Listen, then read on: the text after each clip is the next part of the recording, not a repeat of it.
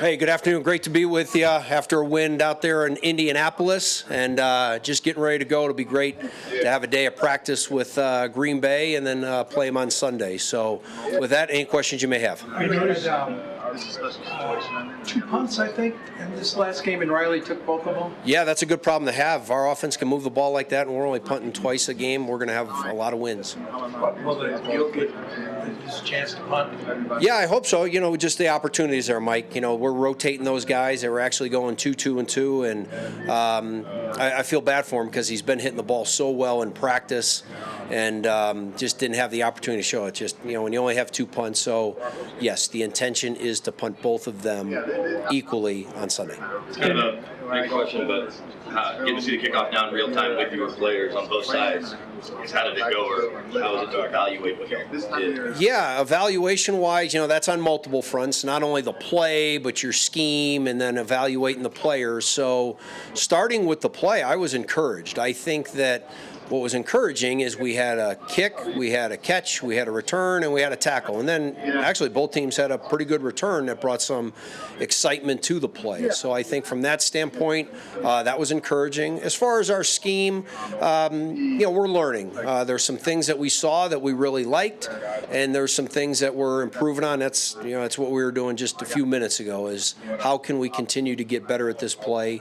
And then evaluation-wise, there's some players that did a nice job, and that's still a work in progress, and that's part of their evaluation, so that was encouraging to see. So on all 3 levels, I would say stock up. How unique is it to be in a position to be painting essentially on a blank canvas?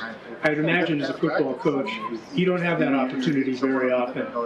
I mean... Yeah, we find it right now interesting. It's intriguing. It's interesting. It's concerning, right? Because there's a lot of things that are going on with it.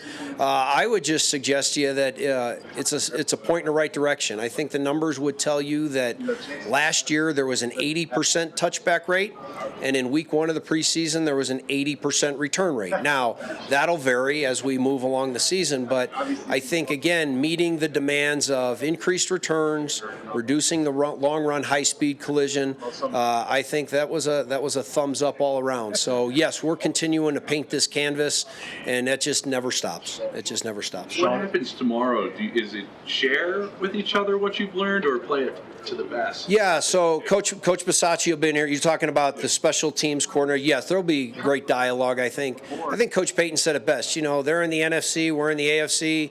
They're not on our schedule. We'd love to see them in New Orleans in February. So I think there's going to be some knowledge that's shared there. I mean, we're not going to give away the keys to the kingdom or anything along those lines. But to answer your question, yes, I've got a great relationship with Coach Bisaccia. I've known him for a long time. So, and we've had some of that dialogue. That has occurred behind closed doors on the phone with other teams and such. So I'm excited. I know our players are excited to you know, practice against another team, and I think it'll be a good environment for us and good repetition to learn more about this play. How are players adjusting to kind of that kickoff, to being in place and then starting when the ball hits the ground or when the ball gets to the receiver, because those guys that are in blocking, they can't necessarily see the ball coming. So I would say it's a work in progress, but it's not as substantial or as a red flag as you may think. There are some instances where that happens. I don't think that's a red flag. I think as players get more reps, whether it's as a coverage player or as a return player, they'll get more accustomed to the timing of the play. Again, I think I shared last week, the 2 concerns are how the ball gets delivered as we move forward, so that it is a play that ends up being returned, and if there's a catch, there's a kick, there's a catch, there's a return, and then where that starting field position ends up being, because the touchback right now, kicking it through the end zone, is the 30, and I think in week 1 the average starting field position was like the 28, 29. So again, that'll be interesting to see as we move forward. Sean said that he thought that teams would keep things in their back pocket, maybe not sharper than they have. So when you're watching other teams with a kickoff role, are you trying to project then, sort of what builds from there, or is there part of it where you just have to wait for the regular season? I think there's a couple things on that. I think number one is yes, you're not showing everything, but on the same token, the offense is still running some of their base offense when they're playing Indianapolis or Green Bay. The defense is still running some of their base defense. So, we're still running base plays. Will there be other wrinkles? Yes, and where we may get a lot of those wrinkles is from watching teams.